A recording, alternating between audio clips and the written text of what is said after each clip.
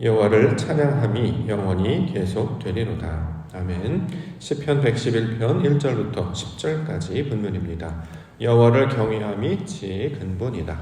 여호와를 경외함이 지혜의 근본이다 라는 말씀의 제목입니다. 오늘 111편 만나는데요, 여호와 경외에 대해서 말씀하고 있습니다. 10절에 나와 있는데 10절 말씀 보겠습니다. 여호와를 경외함이 지혜의 근본이라. 그의 계명을 지키는 자는 다 훌륭한 지각을 가진 자이니 여호와를 찬양함이 영원히 계속되리로다. 이렇게 증거하고 있습니다. 자, 여호와 경외, 우리가 늘 듣고 자주 들어왔던 말씀입니다. 여호와를 경외한다라고 하는 것은 어떻게 하는 것인가요? 우리가 지금까지 이제 여호와 경외 가만히 살펴보면 여호와를 어떤 대상화를 삼아서 그를 두려워하거나 존경하는 어떤 대상으로 섬기려고 했던 것, 자, 이것이 이제 우리가 그동안 늘 해오고 기억해왔던 여호와 경외의 모습이죠. 예컨대 마치 임금을 섬기는 신하처럼 하나님은 저기 계시고 우리는 여기 있습니다. 그분은 높으신 분이시니까 우리는 항상 몸을 낮춰야 될 것이고, 그는 지존하신 분이시니까 우리는 늘 엎드리는 모습. 자, 이것이 보통 여호와 경외가 가지고 있는 어감에서 나오는 뜻, 그리고 대부분의 사람들이 감당하고 깨닫고 있는 여호와 경외의 모습입니다. 근데 가만히 보시면 하나님은 저기 계시고 우리가 여기 있으면 둘로 나눠져 있잖아요. 그렇죠? 그러면 둘로 나눠져 있으면 그의 존재가 거룩하시고 위대하시기 때문에 당연히 높은 분이 될 것이고, 우리는 흙으로 지어지고 연약한 자이기 때문에 우리는 낮아지게 될 것입니다. 그러면 여호와 경외라는 것이 이렇게 계급을 나누고 위아래를 나누고 차이를 두려고 만들어낸 개념일까 생각해 보게 되는 것이죠. 자, 성경에서 말하는 여호와 경외의 본질은 그것이 아니다라는 거예요. 둘로 나누어져서 높고 낮음, 좌우 이런 걸 분별하여서 우리가 마치 세상의 임금을, 권력자를 섬기는 것처럼 복종하고 두려워하고 섬기는 모양으로 주신 것이 아니라, 여호와의 경외의 본질적인 의미는 하나가 된다라는 뜻을 가지고 있습니다. 하나님 안에 우리가 들어가는 것이고 우리 안에 하나님이 들어오는 것이죠. 그래서 예수님께서 말씀하셨죠. 내가 하나님 안에, 하나님이 내 안에 계시다라고 하는 것.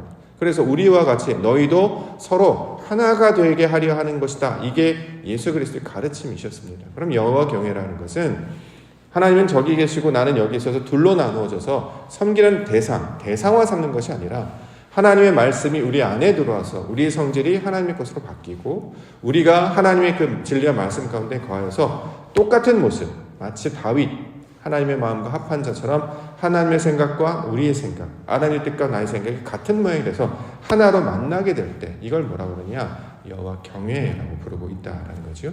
그래서 하나님께서는 우리와 하나가 되게 하시기 위하여 육신으로 오셨잖아요. 예수 그리스도로 이 땅 가운데 오셨습니다. 왜 육신으로 오셨느냐? 왜 이 땅 가운데 말씀 하나님으로 오셨느냐? 우리를 땅에 속한 존재에서 말씀의 사람, 영의 사람으로 바꾸시기 위한 것이죠. 그래서 하나님과 우리가 만나게 하시도록 예수님께서 이 땅 가운데 찾아오셨다라는 것입니다. 이미 창세기에서 아담에게 생기를 불어 넣으셔서 생명이 되게 하셨다라고 이야기하십니다.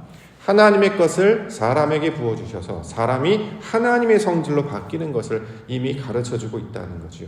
그러면 여호와 경외라는 말의 본질적인 의미는 우리의 속사람이 하나님의 성품으로 바뀌게 되는 것을 가리키고 있는 말입니다. 다시 말해 성령을 우리 가운데 부어주셔서 우리가 성령의 사람이 되게 하시는 일, 그래서 영이신 하나님과 우리가 만나서 하나님의 모양과 똑같은 일, 이것이 바로 여호와 경외의 본질적인 의미가 된다라는 거죠. 그러면 우리 안에 하나님이 계세요. 이전에는 하나님이 없었죠. 그러니까 말할 수도 없었고 찾을 수도 없었고 구할 수도 없었습니다. 그러니까 하나님이 뭘 보여주셔도 내 안에 하나님이 없으니까 알아보지 못했어요. 가진 것이 없었기 때문에. 그런데 독생자 예수 그리스도를 통하여서 우리 가운데 하나님의 말씀을 진리로 가르쳐 주시고 성령 보혜사를 보내주셔서 하나님의 것이 무엇인지를 알게 하셨어요. 그래서 우리 안에 말씀으로 함께 계시죠. 하나님의 것이 있으니까 이제 하나님의 것을 보게 됩니다. 당연히 그러면 하나님 것을 찾게 되겠죠. 자, 이러한 사람들을 하나님의 사람 또는 믿음의 사람, 이렇게 성경은 이야기하고 있는 것입니다. 그렇기 때문에 여호와 경외라고 하는 것은 대상화하여서 밖에 계신 하나님께 정성을 다하고 지극정성을 다하는 어떤 종교적인 어떤 대상으로 삼는 것이 아니라, 하나님께서 말씀하신 그 창세기 1장 1절부터 말씀하신 그 뜻을 우리가 잘 듣고 깨달아서 하나님의 가르치심을 따라 하나님의 사람이 되는 것을 가리키고 있는 말입니다. 즉 존재가 바뀌어야 경외가 된다는 거죠. 나는 하나도 안 바뀌고 열심히만 하고 비유만 마치고 하나님 나 잘하죠, 최선을 다했죠, 열심히 살았죠, 이걸 영화 경외라고 말하는 게 아니라 하나님의 뜻하신 바대로 우리 성질을 변화시키는 것입니다. 내가 원래 있었던, 가진 줄 알았으나 아무것도 없었던 그 빈 곳에 하나님이 주신 그 말씀을 새겨넣어서 이제 말씀으로 중심을 잡아 자 그것들을 따라가게 되는 것. 자 이것을 여호와 경외의 내용으로 이야기합니다. 이걸 우리가 이제 인생 가운데 적용을 해보면 신기한 일을 경험하게 되는데요. 신발을 사보신 적 있습니까? 옷을 사보신 적 있습니까? 신발을 사서 보면 그날 길거리 가시면 신발만 보여요. 자, 옷을 새롭게 보면 새 옷을 사요. 그럼 지나가다 보면 사람들 옷을 뭐 입었나 이렇게 보죠. 내가 가지고 있는 대로 사람들을 보게 되잖아요. 이게 사람의 이제 평상시의 모습이다라는 거죠. 뭐 부모님들 예를 들어 군대를 자식을 보내신 분들 있으면 지나가는 군인 군복만 봐도 내 자식 같다 이렇게 하는 것처럼 사람은 내가 가지고 있는 그 어떤 그 형식, 자기의 경험을 통해서만 세상을 인식할 수 있는 성향을 가지고 있기 때문에 하나님이 없으면 절대 하나님을 알아볼 수가 없게 된다라는 것입니다. 이걸 너무나 잘 아시는 하나님께서 우리에게 하나님을 알아보게 하실 수 있도록 자신을 계시하여 주셨는데 말씀, 율법과 성전을 통해 우리에게 계시해 주셨는데 이것을 우리가 받아들일 때 하나님의 것을 가질 때 비로소 하나님의 것을 알 수 있게 됩니다. 이전에는 그래서 내 것만 있었던 사람이 이게 바로 하나님의 것이겠구나, 하나님이 나에게 가르쳐 주시고 인도해 주시는 것이겠구나 라고 하여서 하나님의 것을 선택하면 이걸 지혜다 이렇게 이야기하는 것이죠. 그래서 여호와를 경외함이 지혜의 근본이다. 자 이렇게 지금 설명하고 있는 것입니다. 2023년도 오늘 첫 번째 새벽 기도인데요. 우리가 날마다 새벽 가운데 나와서 무엇을 찾고 구해야 되는 것인가? 하나님께서 보내신 것을 알아보게 해 주시옵소서. 자, 하나님께서 보내신 것을 실로암이라고 하죠. 다른 말로 사도라고 부르기도 합니다. 보내신 거라는 거예요. 하나님께서 우리에게 보내신 것들이 있어요. 이스라엘 백성들에게는 모세, 이스라엘 백성들에게는 율법, 유대인들에게는 성전, 선지자 이렇게 보여주셔서 이게 바로 하나님이 보여주신 것이네. 그래서 그것을 깨닫고 이것을 통해서 하나님의 것을 찾고 배우게 되면 자 이것을 가리켜서 하나님을 경외하는 것이다. 여호와를 경외하는 것이다. 이렇게 말씀하고 있습니다. 그러므로 기도하며 나아갈 때 하나님의 뜻이 내 안에 이루어진 것처럼 하나님의 것을 깨달아 알게 하옵소서. 당연히 성령을 구할 수밖에 없겠죠. 하나님의 영으로 충만케 하셔서 하나님의 것 알아보고 구별하게 하여 주시옵소서. 이렇게 하나님의 것을 선택하고 붙잡게 해 주시옵소서. 이렇게 기도 가운데 나아가시는 우리 믿음의 성도님들 되시기를 원합니다. 오늘 말씀 보겠습니다. 첫 번째는 할렐루야 설명합니다. 1절 할렐루야 내가 정직한 자들의 모임과 회중 가운데에서 전심으로 여호와께 감사하리로다. 자 할렐루야라는 말 우리 살펴보지요. 할렐루야 교회 오시면 많이 듣는 말 할렐루야 이제 보통 인사말 할렐루야 찬양하는 찬양의 소리 또는 할렐루야 좋은 일이 생겼을 때 감탄사 이렇게 이제 많이 쓰죠. 인사말이든 어떤 노래 구절이든 사람들이 쓰는 감탄사든 우리가 늘상 사용하고 있는 말입니다. 근데 이건 이제 겉모양으로만 아는 할렐루야고 실제로 할렐루야의 뜻이 뭐죠? 왜 우리에게 할렐루야를 가르쳐 주셨을까? 할렐루야가 가지고 있는 본질적인 의미가 무엇일까? 할렐루야는 뒤에 이제 야가 붙어 있기 때문에 하나님처럼 되라 라는 뜻이잖아요. 스가랴, 예레미야, 야는 다 하나님을 가리키고 있는 말이기 때문에 우리의 성질이 하나님의 성질로 바뀌는 것을 가리키고 있는 말이었습니다. 근데 할렐루는 무슨 뜻이냐면 하나님께서 우리에게 가르쳐 주시는 것을 그대로 배우는 것을 할렐루라고 말합니다. 하나님께서 우리에게 뭘 보여주시고 들려주시고 알려주세요. 이게 바로 하나님의 것이구나를 보고 듣고 깨달으면 하나님의 성질로 우리가 바뀌게 되겠죠. 우리가 사람의 것이었는데 하나님의 것으로 바뀌게 됩니다. 그럼 할렐루야가 된다는 거죠. 그럼 어떻게 되느냐? 하나님의 것을 분별할 수 있게 되기 때문에 이게 다 하나님이 주신 것이었구나. 세상에 보여지는 것들, 우리에게 나온 길들 이게 다 하나님께서 우리에게 당신을 나타내시려고 주신 것이었네 라고 깨닫게 되기 때문에 감사가 되는 것이죠.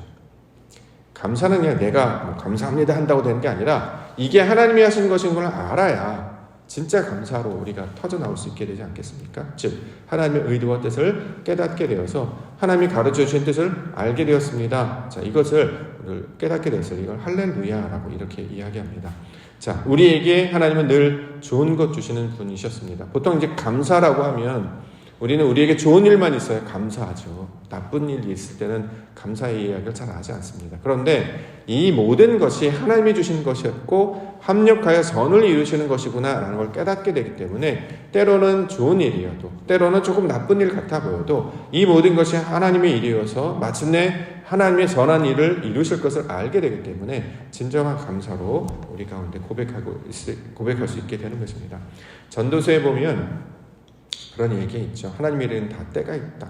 심을 때가 있고 거둘 때가 있고 웃을 때가 있고 울 때가 있고 좋을 때가 있고 그렇지 않을 때가 있고 이게 이제 인생을 통해 경험하는 모든 과정이라는 거예요. 봄, 여름, 가을, 겨울이 있다라는 거죠. 중요한 것은 이 모든 일을 통해서 나타나는 일이 왜 이렇게 벌어지는지 사람은 하나님의 그 시종을 일하시는 일을 알 수 없다라고 이야기해요. 그런데 마침내 하나님께서 그 일의 시종을 알게 해주세요. 깨닫게 해주세요. 그렇기 때문에 감사가 되는 것이고 이렇게 하나님의 것을 온전히 배워 깨닫는 자가 될 때 이걸 할렐루야라고 이야기하고 있습니다. 4절 말씀 보겠습니다. 그의 기적을 사람이 기억하게 하셨으니 여호와는 은혜로우시고 자비로우시다. 자, 그가 하신 일을 하나님께서 사람에게 기억하게 하시다. 몸에 새기시다. 성전에 글을 새기는 것처럼 새겨서 알게 하셨으므로 이게 바로 하나님이 하시는 일이구나. 하나님의 뜻을 보고 깨닫게 하시는 일. 그래서 이것을 은혜로우시다, 자비로우시다 이렇게 고백하게 한다라는 것입니다. 두 번째는 양식을 주고 기억하게 하신다 써 있는데 5절 여호와께서 자기를 경외하는 자들에게 양식을 주시며 그의 언약을 영원히 기억하시리로다. 여기서 주시는 양식은 보통 베들레헴 할 때 레헴, 떡이라는 말이 아니고 테레프라는 단어를 사용하고 있습니다. 이제 목자가 양들을 인도할 때 주는 먹이 이렇게 이해할 수 있겠죠.